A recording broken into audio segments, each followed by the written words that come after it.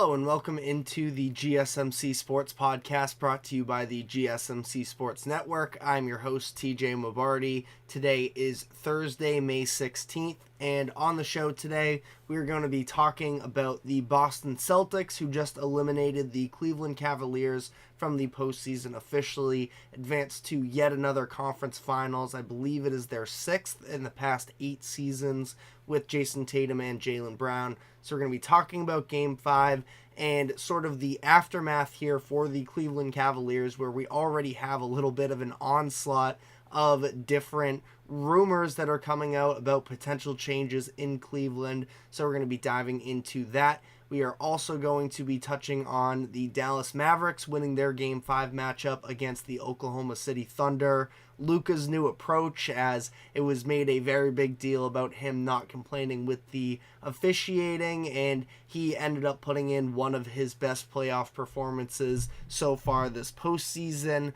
Then in the final couple segments, we're going to be talking some NFL. The schedule, the entire 2024 schedule was released for the league last night. So we're going to be talking about the different aspects of that, which teams have the hardest strength of schedule, the key matchups in the year, and a little bit of talk as well about the decisions the NFL has made in terms of using streaming platforms for some of their games. Then finally, we're going to be capping off the show with a little bit of a rapid-fire tier set for the various NFL teams headed into next season. But before we get into the show, remember to like, follow, subscribe wherever you keep up with us. Use the comment section to give us your thoughts on the latest happenings in sports. And if you would consider leaving a tip or donation, you can use the link that is streaming across the bottom ticker. That is gsmcpodcast.net. Anything would be greatly appreciated. Starting off the show today, though, want to talk about the Boston Celtics, who are officially moving on to the next round. They beat the Cleveland Cavaliers, a very shorthanded Cavaliers team, 113-98 in their Game 5 matchup. We saw it in Game 4. Donovan Mitchell unable to go. He was dealing with a calf strain. And then in this next game, we saw it was more than just Donovan Mitchell, where Caris LeVert, who had also been a key player for the Cavaliers through their first couple rounds, he was out as well. And there really was no excuse for the Celtics to come up short. Now, credit the Cavaliers. They were fighting their way into this game, and it was because of a couple key performances. The first that I want to highlight is Evan Mobley, because I do feel like as we get into this conversation around where the Cavaliers go from here, we saw the aggressive version of Evan Mobley. He knew that he needed to step up in this instance, and he definitely did so. Scored 33 points, smashing his career high in the playoffs. Took 24 shots, and again, that level of aggression was very much needed from him. And I thought that he did a really good job continuing to show that, in an offense where there is more spacing around him, he can do maybe a little bit more work under the basket than he gets credit for a lot of the time. Again, we've talked about this at length dating back to the Orlando series, especially once Jarrett Allen was ruled out with the rib injury. The fact that he is just so good at working with space in terms of his teammates are driving, he positions himself in the right spots to sort of get himself open looks at the rim, and I thought that was a lot of what he was doing last night as well as a part of his performance. So that was definitely at least one thing that the Cavaliers fans can sort of come out of this win with. We also saw Marcus Morris sort of put in a crazy performance that was definitely not expected. Marcus Morris, he ends up scoring 25 points, 10 of 13 from the field, 5 of 6 from 3.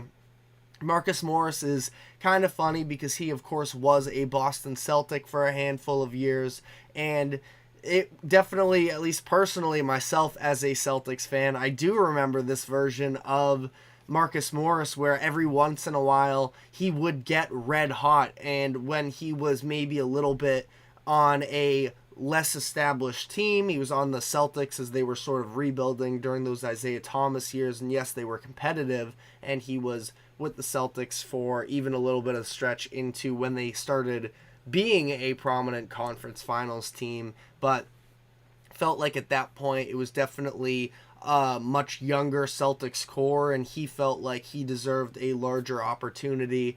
And some of the ball stopping with him, and again, I don't mean to, dump on Marcus Morris by any means. I'm just saying that this is something that we've seen from him in the past, at least as a Celtics fan. See him be able to take over games individually. The consistency of it wasn't always there, but he was phenomenal last night. And it's not like the Celtics were just leaving him wide open, which is something that we've seen the Celtics do in a defensive, schematic strategy to let other players hurt them. This was Marcus Morris just pulling up over everybody. He was backing players down, working in the mid-range, and he was just automatic last night. So, give him his credit. It was the first time he scored 25 points since March of 2022, but ultimately, Cavaliers just did not have enough firepower. And again, I do want to go more in depth into the Cavaliers situation as this show progresses, but for now we will sort of stick to the Boston Celtics, where it definitely wasn't, the most convincing performance necessarily, given the fact that the Cavaliers were as shorthanded as they were, and it sort of took a while, it felt like, specifically for Jayson Tatum to work up. Again, the common theme, it seems like, of the past couple days is talking about the aggression level of some of these stars, where it felt like for a lot of the game, both Tatum and Brown weren't necessarily, working to their spots, and yet they were able to carry the lead through the majority of the game. They were in large part carried by Derek White in that first quarter, but then he got a little bit more quiet. And this was also, and we'll get into Tatum momentarily, but this was a very big bounce back game for Al Horford, who had really been struggling the past couple games. We saw that he was 0 for 10 from 3 over the past 2. I talked about this before, the fact that Evan Mobley just did not respect his perimeter shot, and it seemed like Al didn't even necessarily trust himself all too much, and Mobley was just able to cause havoc at the rim. But Horford definitely found his shooting stroke a little bit more last night. 6 of 13 from 3, can't have any complaints there. But it wasn't just that. He was making some of these hustle plays to track down loose balls. I thought that he had a couple really nice defensive possessions. Now, granted, he still, when it came to Darius Garland, who also struggled in this game, but again, we're going to continue the Cavaliers conversation about this a little bit more in the next segment, but he was able to sort of benefit from guarding a lot of Dean Wade, who definitely, get after the win the Cavaliers pulled off in the middle of the season, where they came back down 20 points in the fourth quarter. Dean Wade did sort of have at least this threat of being something, but was just pretty ineffective, and the fact that he was in the starting lineup for the Cavaliers just sort of goes to show that this Cavs team was just so run down from an injury standpoint. Dean Wade was a game low minus 27 in this game, so, regardless though, I thought that Horford had a much better contribution to this game. Felt like they legitimately needed him to win it. He had some big shots in the fourth quarter as well, but it was a little bit interesting where, texting with other Celtics fans, it was a little bit of a Jekyll Hyde situation where he would have these bursts where he looked incredible, and then he'd come back the other way and definitely look like the older version of himself. So this is just something that I continue to highlight in terms of the Celtics are going to need Kristaps Porzingis to win an NBA championship, but Al Horford is, just as good of a professional as you can get. He is reliable, at least in these limited minutes, and, in this game too, ended up playing 35, so they definitely leaned on him heavily in this game. We saw that in Game 4, they were sort of going in favor of maybe a little bit more Luke Cornett minutes than usual, and I wasn't a huge fan of that personally. I know that Evan Mobley must have been a good fan of it, because I mentioned this in the fourth quarter of game 1, where Evan Mobley seemed to really relish that matchup. And, again, from a Cavaliers standpoint, do have to be encouraged that Mobley, it did seem like, and this was something, again, dating back to the Orlando series, where you saw him wanting to create more for himself. And in this instance, it seemed like that was a matchup that he saw another big that he felt confident he was going to be able to go at, and he did so in a very successful way. So I definitely, Mobley, I think, boosted his stock over the course of these, especially last few games in the series here. And it's definitely going to be a part of the conversation in terms of what the offseason ahead looks like for the Cavaliers. It was already sort of known that Evan Mobley was a building block, but there were some questions surrounding him, and I still think the fit with him and Jarrett Allen is a little bit of a question mark. But Mobley is somebody that Cavaliers fans should definitely be feeling good about coming out of this series. And it is unfortunate that they sort of had to deal with this and see their season end without a fully healthy group, because you don't necessarily get all of the answers that you were hoping for, because of the fact that we didn't really get to see specifically, I'm going to point to the 4, big pieces for the Cavaliers in Garland, Mitchell, Allen, and Mobley. We didn't get to see them all play together necessarily. So that does sort of add a little bit more questions about, you don't have these definitive answers headed into the offseason. But final notes here on the Celtics. Did seem like Jayson Tatum, about halfway through that third quarter, is when he started putting his foot down and going into a little bit more of an aggressor mode. I thought that he was really impactful yet again. And again, for a superstar player in Jayson Tatum, who doesn't necessarily get a ton of media attention because of the fact that there are all of these other players, and his type of superstardom doesn't necessarily look the same as a Jalen Brunson, Shai Gilgeous-Alexander, Anthony Edwards, any of these loud performances. Tatum, it does feel like he is best when he flies under the radar, because he plays incredible defense. He is a tremendous rebounder, and he just makes the right decision every single time facing these multiple defenders. And, all-stars do get extra attention, so that's definitely not an excuse, but it's the fact that that Jayson Tatum specifically does make the right plays in these instances where some of his counting stats might not be quite as tremendous, but regardless, he still helps the Celtics contribute to winning.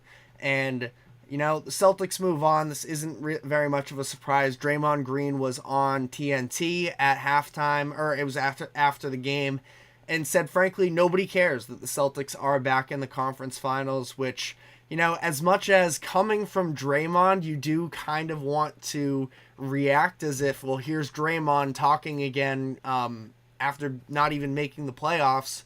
But he does have a little bit of a point, where we've seen this with the Celtics before.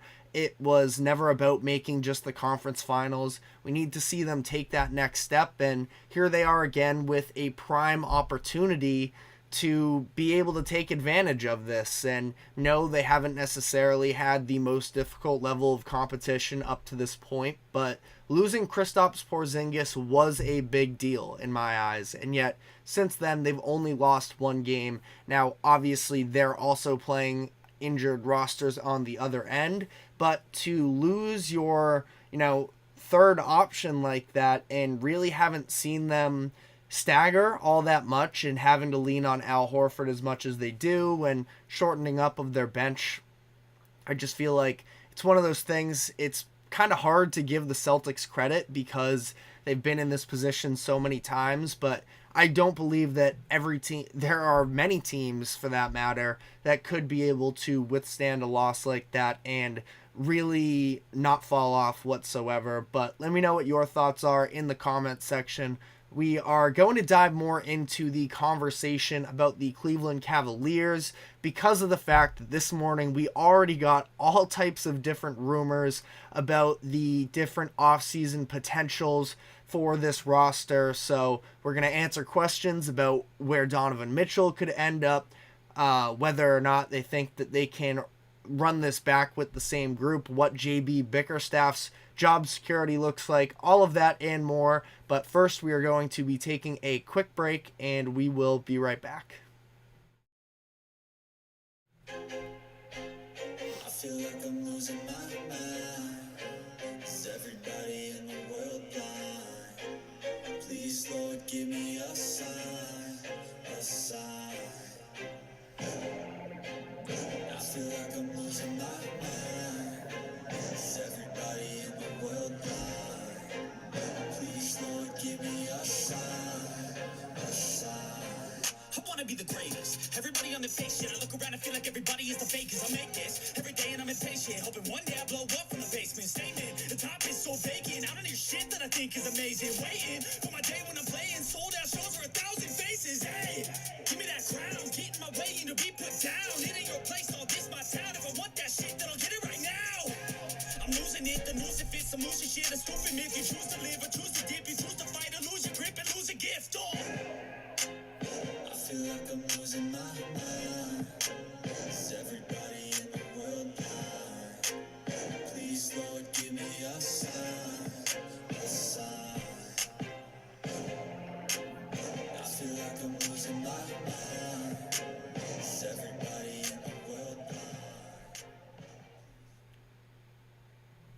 Welcome back into the GSMC Sports Podcast. We just talked about the Celtics' perspective of advancing to the conference finals, but now want to switch to the other side a little bit, talking about the Cleveland Cavaliers and their offseason ahead, because we had a lot of different rumors sort of come up within the first 12 hours of the Cavaliers being eliminated from the playoffs. That does make for a very interesting conversation about the offseason ahead for the Cavaliers. And truthfully, none of the individual headlines were all that surprising, but the fact that JB Bickerstaff's job was, quote, in jeopardy just hours after the game, and I do understand what the concern is there, but again, the speed of which all of this came out was really surprising to me. That there is definitely going to be a shakeup ahead for the Cleveland Cavaliers. So the conversations start around Donovan Mitchell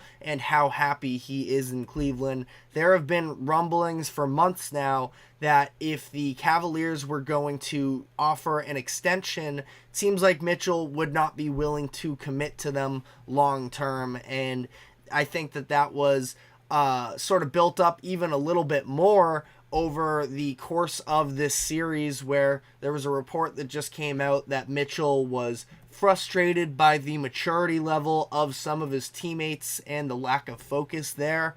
Now, and I thought that Mitchell, especially if you look back to Game 7 of the Orlando Magic series, I thought that Mitchell did a really good job of showing himself to be a leader. He sort of took on that extra role the way that he had Garland sort of under his wing, trying to build his confidence back up when he was really struggling. And unfortunately for the Cavaliers, we had glimpses of Darius Garland, especially in the second half of Game 4, where he was able to, produce some more. But even still, it was a very inefficient postseason here for Darius Garland.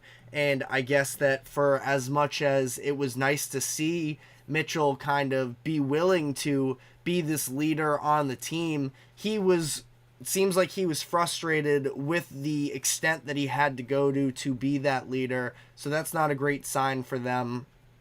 And we already knew that there were going to be teams sort of lining up at the door to try and make some deals in order to bring in Donovan Mitchell. Brian Windhorst reported that the Lakers and Nets already have, quote, offers ready in order to bring him in.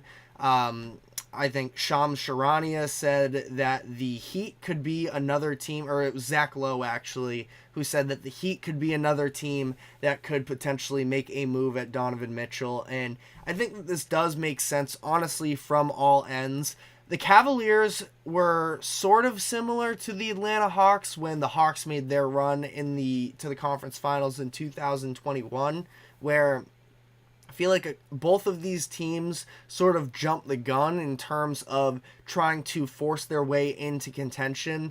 And during the time where Donovan Mitchell was traded, they had the best package that was out there in order to make a move, and they jumped on the opportunity, and they thought that that was something that could help lead them to contention. But the reality is the fit just wasn't necessarily there. We're not playing franchise mode in NBA 2K. It seems like they were just very reductive in terms of Garland and Mitchell have very similar skill sets. Both are on the ball players. Allen and Mobley aren't a great fit with one another. Neither one of them necessarily great at spacing the floor. Both operate in the paint, and it just seems like it didn't necessarily make all that much sense. And now for the Cavaliers, if they're not willing to, or if Donovan Mitchell isn't willing to play ball with them and sign an extension, I think it only makes sense for them to make that move. And even if they do convince him to stay in Cleveland, it sounds like Darius Garland's camp is potentially looking to request a trade if Mitchell were to be re-signed. So it's kind of a mess there in Cleveland. Now, they still have all of these assets to make a bunch of different deals work, and I don't expect them to be, really much worse than they were this past season. I just think they are going to look different, and I feel like they sort of have to pick two of their players from Mitchell and Garland, one of them, Mobley and Allen, one of them, and sort of figure out how to make this thing work around the edges, because it just has not been a successful experiment up to this point. And a lot of people are sort of questioning JB Bickerstaff's ability to make this all work. I feel like it is a little bit unfair for JB Bickerstaff, and I'm not going to say that he's a bona fide star of a head coach, but I did think that the way that Cleveland battled in both games 4 and 5 with all of the injuries that occurred was pretty I think it was a good sign for him. And you look at the open market right now in terms of available head coaches, it's not like there is a ton of solidified options out there. So I personally believe JB Bickerstaff may have done enough to keep his job at least for the next year, see what this next iteration of the Cavaliers is going to look with, because I think that there were real flaws with the roster that they rolled out this past season. And again, I'm sure there are Cavaliers fans out there who have been watching more intently Bickerstaff's decisions throughout the course of the year, but I feel like, again, in this big moment, last year you can definitely point to him more so, and if that is, the decision. I'm curious what the front office looks like, because this is something we talked about yesterday as well in terms of the Atlanta Hawks and their decision to make the trade for DeJounte Murray. And now they're at a point where it is a new front office, so they don't have to, or new general manager at least, so they don't have to worry about, making sure that move looked okay, because the general manager who made that trade is already gone. So I am not 100% sure in terms of the Cavaliers if they have, it looks like he is still the same one. Mike Gansey is what I'm looking at here off of at least a quick Google search here, but seems that he's still there. Maybe he feels like he has to protect his job a little bit in terms of he made the Mitchell trade, it didn't work out, and he has to sort of point the finger at somebody else. But I feel like Bickerstaff deserves another chance, but definitely let me know in the comments section what your thoughts are. I don't feel extremely strongly one way or another, and we will see. Again, we had, reports coming out within an hour after the game wrapped up that Bickerstaff's job is, quote, in jeopardy. So we're going to have a decision shortly on that one. And for the Cavaliers as a whole here, I just feel like in general, we understand the individual talent levels of the four main players that they have on their roster, but I really struggle to see necessarily what was going to change if there was a coach. Like, you would have maybe liked to see. The reality is Donovan Mitchell was never going to change his game for the unprovens of the rest of the team. So it's if Darius Garland could end up being more of an off-the-ball player, but he was an ascending star when he was selected to his first All-Star team in 2021-22, and since then we have seen his numbers dip and his efficiency as well, because he just wasn't able to, somebody again who is typically used to having the ball in his own hands, he wasn't getting the types of opportunities he was expecting, and I just feel like it was, I can't say again fully it was a mistake to try and make the move for Donovan Mitchell, and especially we'll have to see what the potential return looks like for him in a trade package, but ultimately, I just never really loved the fit to begin with. Now, there was also the sort of minor storyline that came out of Game 3 or Game 4, I'm blanking on which one it was. I think it was Game 4, actually, where LeBron James was in attendance and he was sitting courtside, and a lot of people were sort of pointing to the fact of what's he doing in Cleveland right now? Could this mean that he could potentially make a return? That would definitely be interesting, and if LeBron were interested in that, I feel like it would probably make more sense for the Cavaliers to lean more in the direction of getting Donovan Mitchell to re-sign. And, if you're going to go for it with LeBron James once again, you probably want the more, championship-ready players to date. And Darius Garland, for as much as I do like him, I feel like it would probably make sense to ship him off in that case. But again, a whole bunch of different factors baked into this. Let me know what you think the Cavaliers should do in the offseason. But we are going to move off of this for now, and when we come back on the other side of this break, we are going to be talking about the Dallas Mavericks, who won their Game 5 matchup against the Oklahoma City Thunder to retake the series advantage. Stick with us, and we will be right back.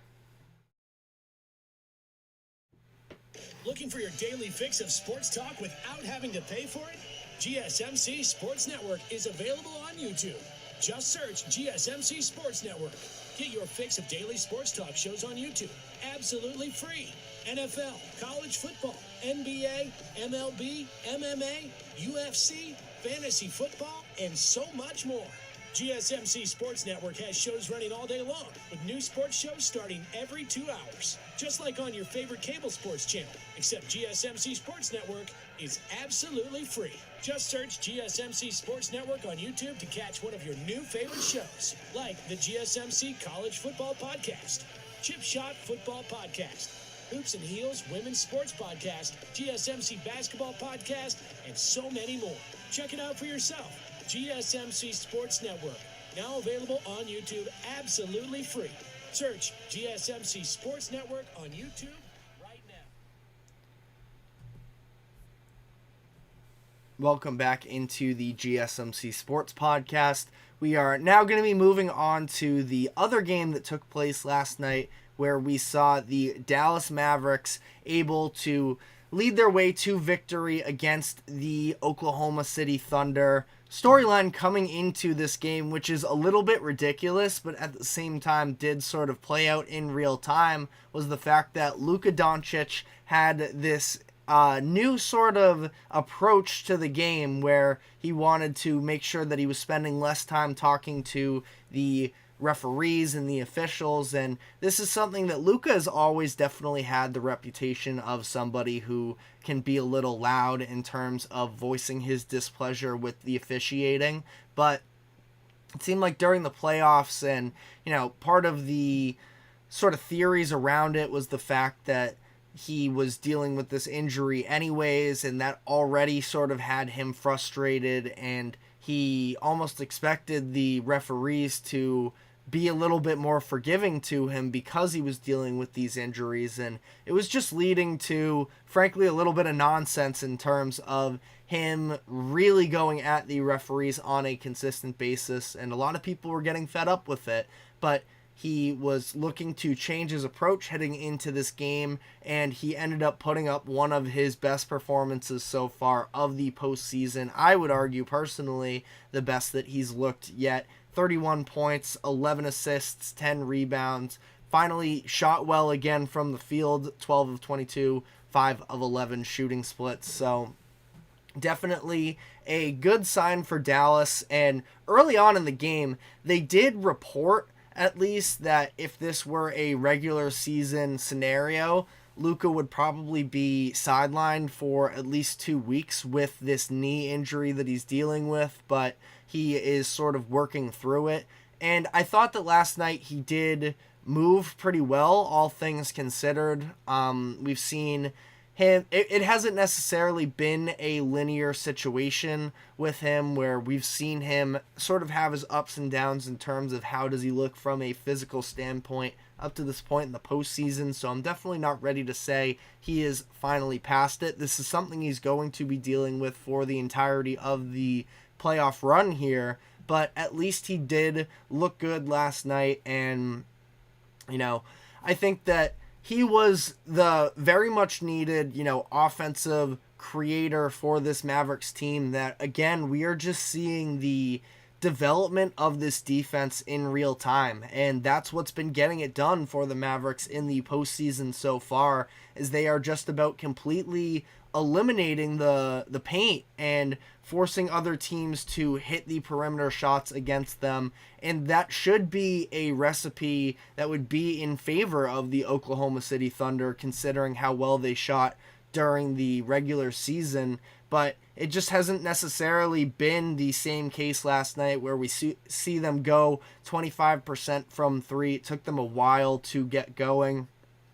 I think that Chet Holmgren and his three-point shooting, not that I would blame this much. There are a lot of things you can sort of point the finger to before you point to Chet Holmgren in terms of why the Thunder are down in this series. But that being said, would be definitely a lot nicer to see the Chet Holmgren three-point shot falling, because of the fact that we haven't necessarily, I feel like that would be such a massive piece, and we see it on individual reference or individual points of the games where Derek Lively, especially later in the game, was at least getting pulled out onto the perimeter, which was opening up the paint a little bit more for them. But Chet in this series, he is shooting just 25% from three, and because of that, the Mavericks don't have to necessarily, you know, clear their big men out of the post to go stand by Chet on the perimeter, which would absolutely open up the lane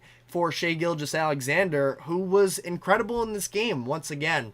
And I think that some of it's a simpler thing, and, you know, this is somebody who, coming from somebody who has not played in the NBA, and it's not that, you know, complex of an idea, but you see every time Shai is very aware of where the big men on the court are for Dallas, and every time he has an opportunity to get to the rim where the Dallas big man is sort of trailing him, he does so and gets a lot of damage done there, along with the fact that his mid-range shot is just ridiculous how consistent it is. And, you know, definitely viewed as one of, I mean, you know, not just viewed as, but statistically, it is one of the least efficient shots in the NBA, but Shai just doesn't abide by that. And a lot of people, once again, last night sort of coming at Shai for the flopping and such. I just can't stand the discourse that goes on with a lot of NBA fans, but you know, Shai is just about all that is effective right now on the offensive side of the floor for Oklahoma City. And this Dallas defense seems to have really figured them out. You are getting incredible minutes from Derek Lively, where if you've noticed, he's the one who's closing a lot of these games, which is a little bit of a surprise because Daniel Gafford has been also very solid for them.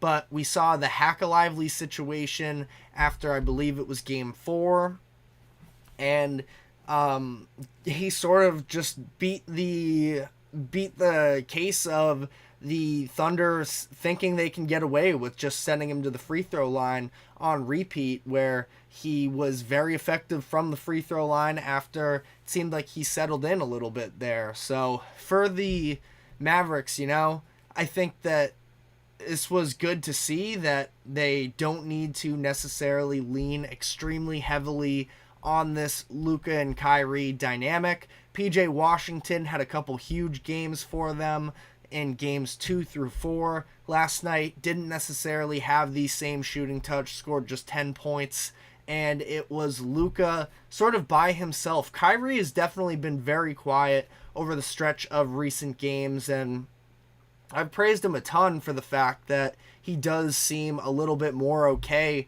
with allowing his entire team to get into the game before he just sort of goes into ISO ball in these situations, which I do stand by. There is going to need to be a time where Kyrie steps up once again, but as long as you're winning, I'm never going to necessarily tear you down in that aspect. And game 4 probably would have been nice to see him step up a little bit more. Only scored 9 points, but in this game, they didn't necessarily need him to do so, and I thought that this was very encouraging for the Mavericks as a whole.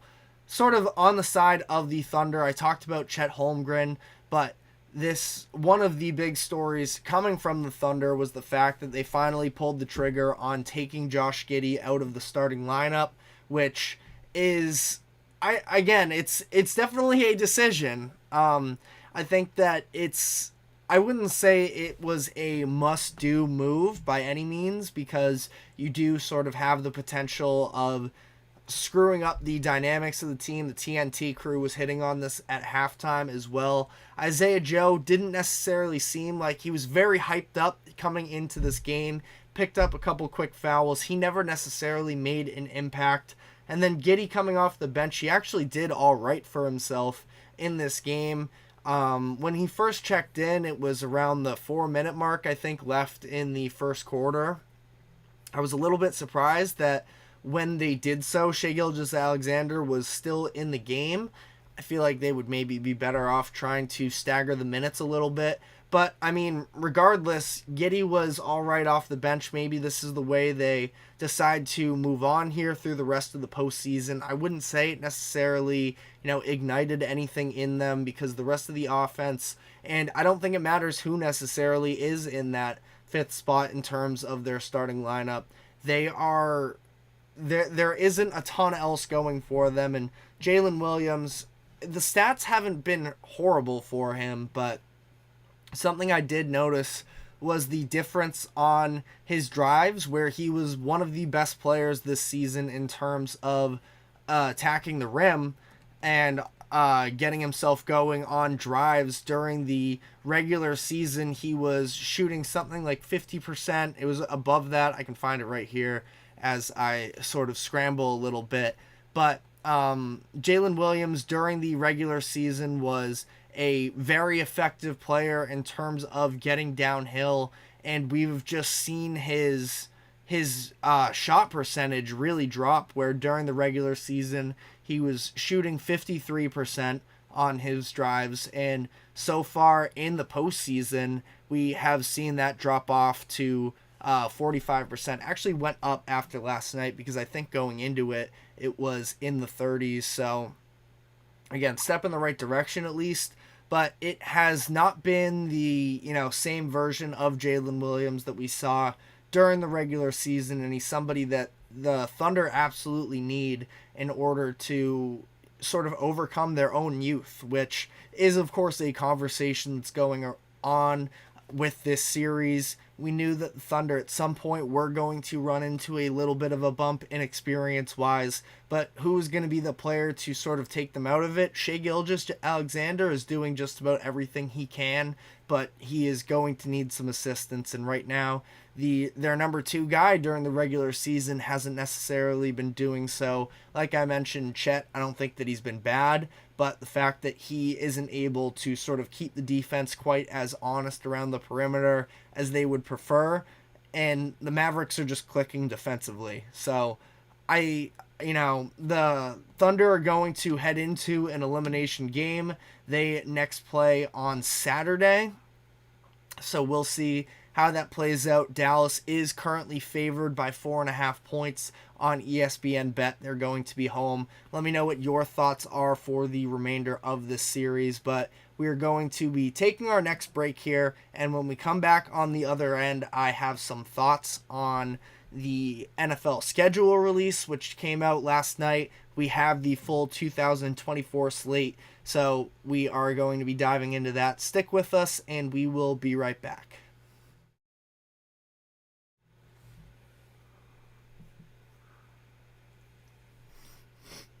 For the best and latest podcasts available anywhere, go to the podcast app on your cell phone and type in GSMC to access free content-rich podcasts on health and wellness, book reviews, sports, entertainment, relationships, social media, movies, technology, finance, and even weird news. Subscribe and download the GSMC Podcast Network's family of shows, available everywhere podcasts are found.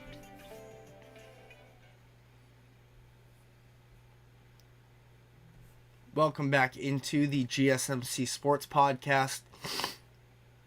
Excuse me. We are now headed into our next segment, and I wanted to talk about the release of the 2024 schedule, where we have the full slate of games for the upcoming season. This was something that was leaked a little bit ahead of time. We now know, though, that the Ravens are going to be headed to Kansas City to face the Chiefs in the first game of the NFL season. That's going to kick off the first Thursday of the year. A rematch of the AFC Championship game. And then what's really interesting is we do have that Brazil game that was talked about for a bit. That is going to be taking place on that Friday between the Green Bay Packers and the Philadelphia Eagles. And it is going to be exclusively streamed on Peacock. So a few thoughts about that game. One, should be a really fun game for the most part anyways. The fact that it's going to be the first game ever in Brazil.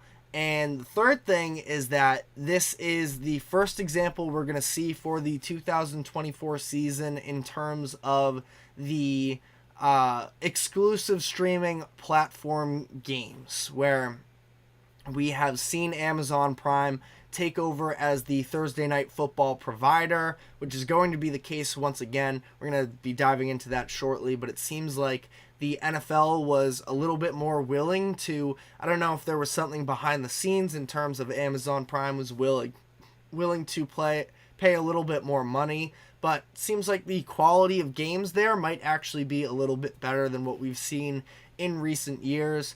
But on NFL.com, they also announced that Amazon Prime Video is going to be streaming a wild card game as well. We saw a similar situation last year where Peacock did so for the game between the Chiefs and the Dolphins in the wild card round.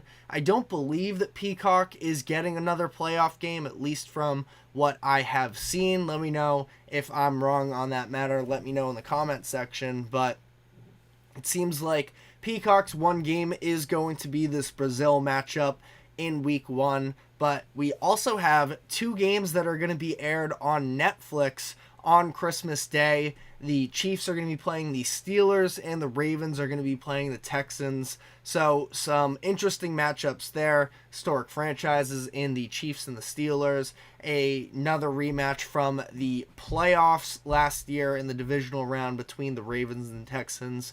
But, I think that with all of these mutually, exclusive streaming service games, it is kind of unfortunate because it's not ideal for the casual viewer, but at the same time, the numbers last year for Peacock on that playoff game were extremely high, and I do think that it's just something we're going to have to get used to. It's kind of the future of streaming for a lot of these sports, and again, let me know how you feel about it in the comment section, but I don't think that anything is going to change on this front. It seems like from a business perspective, the NFL knows that they can sell off, again, especially with all of the success that the Peacock game had last year. The NFL knows that they can probably continue to drive up the price a little bit on the bidding war for these types of games, and it does make sense, I think, for these streaming platforms as well to carry their end of the bargain because of the fact that they are getting, incredible viewership numbers on these individual games, and if they can sort of hook additional people in for the sake of, keeping their membership, then I understand from the business perspective of both the NFL and these streaming services. We can acknowledge that it does sort of hurt the casual viewer, but fortunately, when has the common person ever really been, the X factor in these types of business deals from big corporations? So just sort of my 2 cents on that. But I wanted to round out the rest of week 1. We have like I mentioned, the primetime matchups, it seems like this year. Now, injuries always play a role in sort of derailing some of these, but I was really thrilled with some of the primetime matchups we got this year. We have the Rams and the Lions facing off on the first Sunday Night Football game of the year. Another playoff rematch, as we saw when the postseason came around last year. Plenty of storylines between these two teams in terms of making the deal for Goff and Stafford, all of the different relationships that are baked into it. It's Stafford going back into Detroit, where there was a little bit of love lost the last time around. I think that at the end of the day, when Stafford, I believe he's going to be a Hall of Famer. Let me know if you disagree with that idea. But I think he's going to be remembered for being in a Lions jersey. I think that Lions fans do still have a lot of respect for him, but right now things are just going to be a little bit contentious, and they are going to want to win every single one of these matchups at a very high intensity level, to say the least. But also in week 1, we have the Jets debuting on Monday Night Football once again with a matchup against the 49ers. Now, if you remember last year, of course, the Jets did play their first game on Monday Night Football, which is where Aaron Rodgers made his very brief Jets debut before suffering the season-ending injury. Now, on the bright side, this game isn't going to be taking place at MetLife, so maybe we get a little bit of a better field for Aaron Rodgers to make his smooth transition into the, Jets culture and everything. But, thought it was interesting that they would decide to go in that direction once again, putting the Jets on the Monday night primetime. But, I wanted to touch a little bit on the strength of schedules, the most difficult ones. It is not a huge surprise that the AFC North sort of dominates the very top of this list, with the Browns, Ravens, and Steelers being the top 3 most difficult schedules for 2024. Now, this strength of schedule is calculated based off of last season's results and the win percentages combined for the teams that they're going to be facing. So, not a perfect stat, but just sort of generally speaking here, all of these teams are at the top because they have to play one another. And the AFC North is, in my eyes, the best division in the league. Let me know if you have any other thoughts on that. But somehow the Bengals avoided the same level of difficulty with their strength of schedule. Now, again, can be a little bit subjective, this stat. For example, the Bengals were last in the division last year, which is why they do have the easiest schedule out of the group. But their wins are probably their record when you look at other teams that are going to have to play them. The Bengals are going to be a much better team this season as long as they have a healthy Joe Burrow. So it does sort of show the flaws in the system that is currently calculating this. But rest of the top 10, we have the Packers at 4, and then the Texans, Giants, Bills, Patriots, Jaguars, and Raiders at number 10. Gotta say, as a Patriots fan here, pretty sad about the Patriots having the 8th hardest schedule. Now, I just don't know what the team did to deserve this. They also don't have a bye week until week 14, so definitely could be very rough stuff for the Patriots going here. When we last talked about the over-unders, I believe the Patriots were at 4.5 wins for the season, and I did feel like they could win one more game. Or did they win 3 or 4 last year? I'm kind of blanking off the top of my head, but I thought the Patriots could be a potential over team, but they won 4 games. But when I looked earlier on BetMGM, they are actually sitting at 5.5, so don't feel quite as good about that prediction now. But 4.5, 5 is probably going to be around where they do end up this season. But on the flip side of the conversation surrounding the NFC or the AFC North being at the top of the most difficult strength of schedule because they have to play one another, we saw the NFC South holding 4 out of the 5 easiest schedules for 2024. Goes Saints, Falcons, Panthers, the Bears are in there, and then the Buccaneers in terms of the 5 easiest. So not all too surprising there. Part of what's leading a lot of people to really buy into the Falcons, who can definitely be a good team, but I don't see them as a true Super Bowl contender. And that's going to be what we're sort of diving into in the next segment, is putting these teams into tiers. But sort of just to quickly wrap up here, I want to talk a little bit about some of the primetime matchups. Like I alluded to earlier, the Thursday night slate feels like is much better than it has been in the past. We got some high quality divisional matchups, hopefully, between the Bills and Dolphins, the Niners and the Seahawks, the Bengals and the Ravens, Packers, Lions, and the Rams and the 49ers. We also do have a Sean Payton return to New Orleans with his Broncos team. And then week 17, we're going to have a very interesting matchup. I believe it is the Bears versus the Seahawks. And specifically, seeing Caleb Williams on this big stage late in the year with the Bears potentially making a push for the postseason, definitely going to be something that I am interested in. We're also going to see him on Sunday Night Football in week 2 when he faces off against CJ Stroud and the Texans. I think that should be another really good game as well.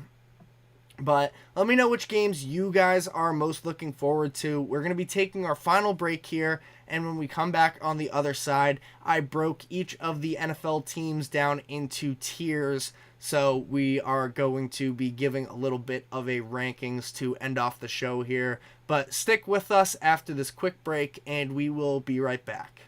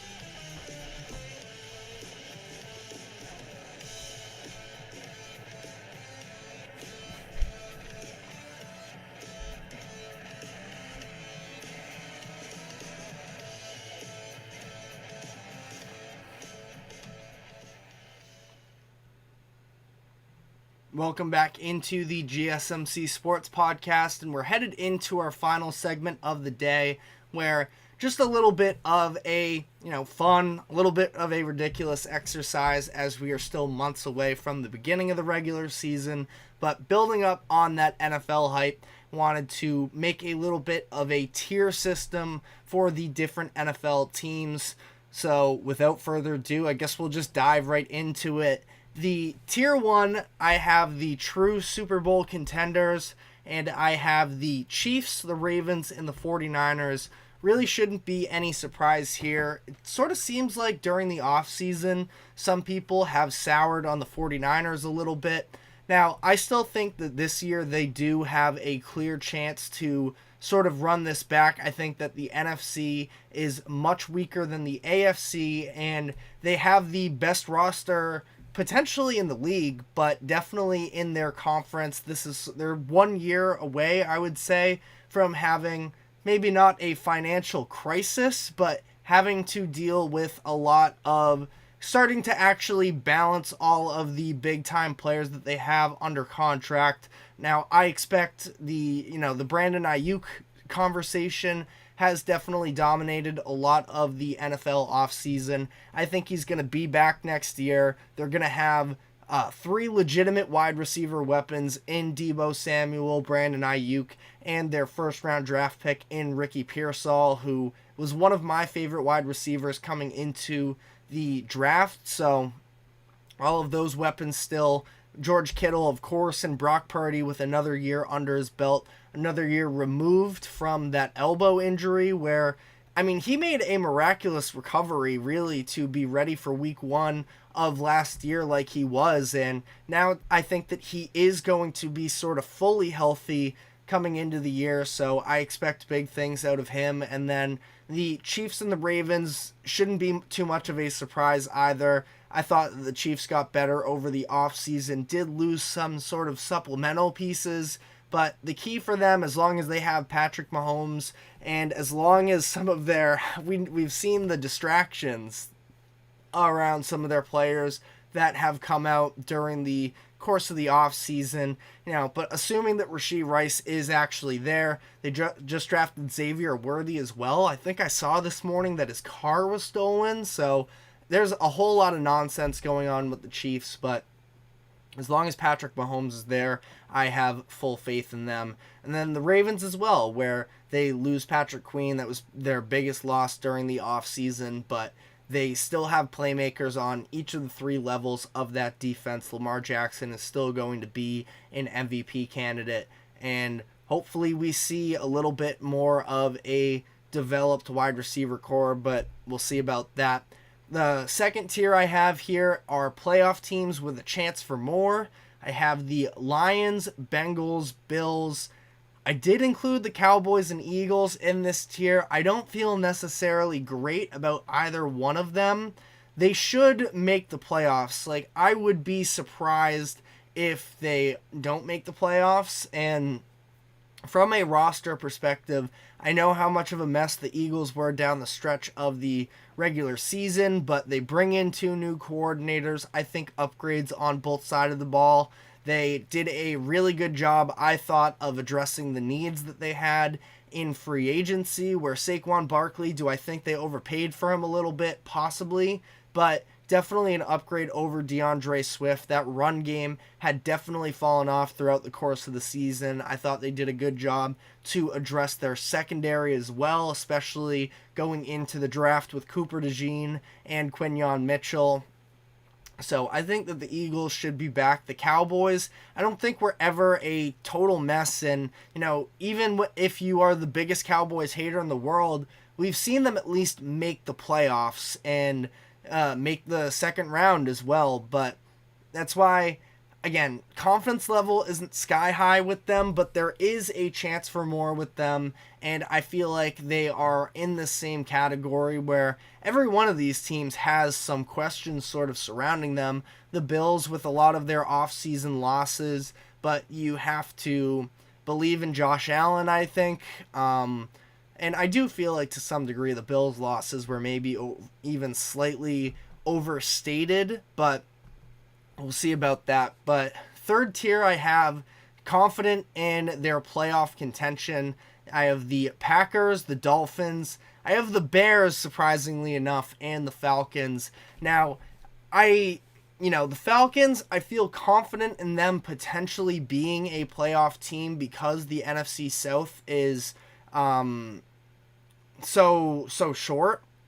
But I don't know. I felt weird having the Bears on a tier above them. I think that I'm maybe buying into the hype a little bit much with the Bears, but I do think there are a lot of positive signs with them. We've talked at length about the defense that they played down the stretch of the season to win a handful of these games, and now they have an upgraded quarterback. They have an improved wide receiver situation.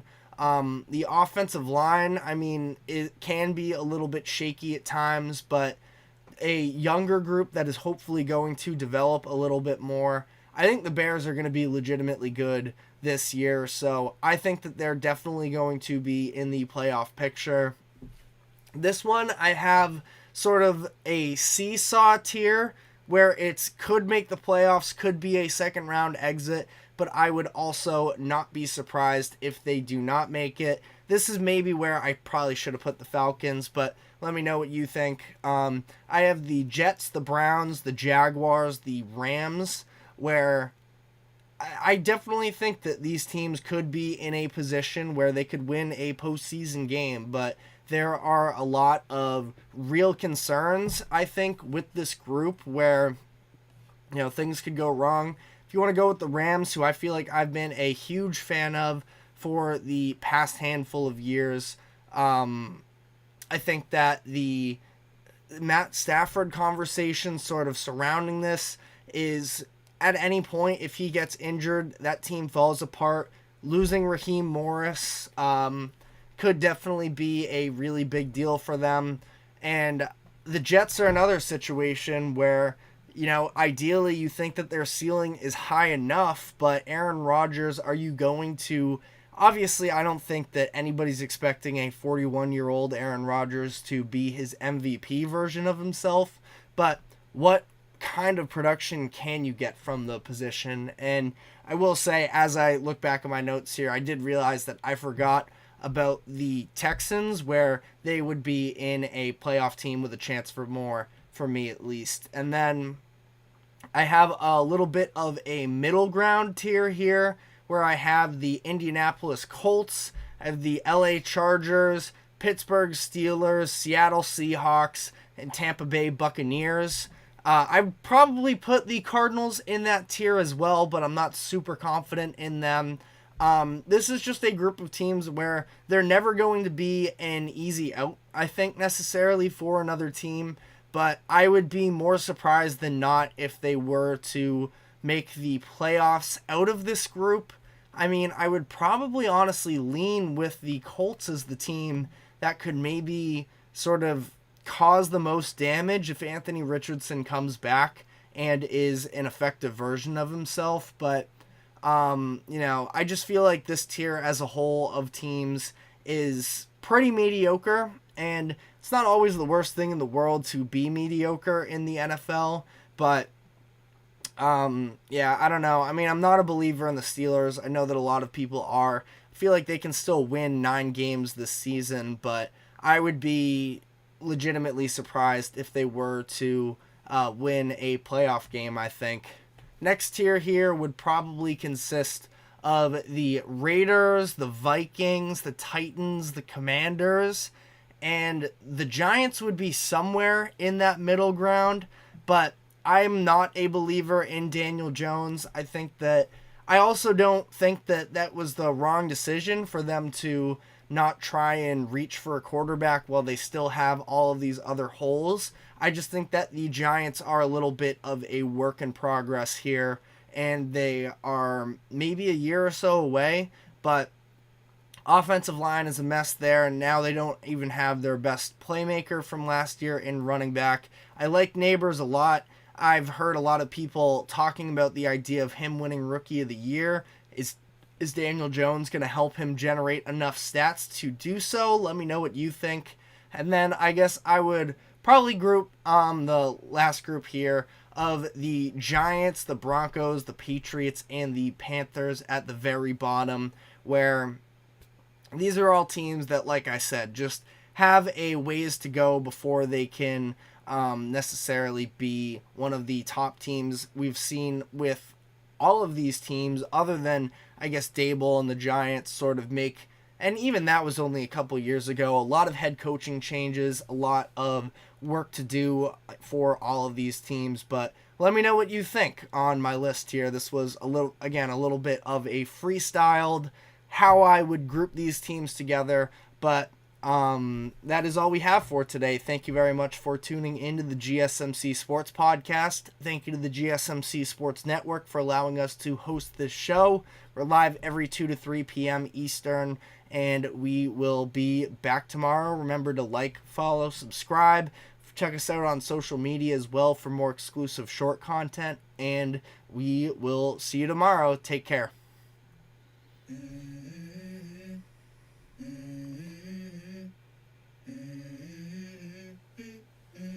Let's go. I wake up to a little bit of drool on my pillow, feel like it's gonna be a bad day. Yeah, I'm tired of shit, and the coffee ain't hit yet, damn it.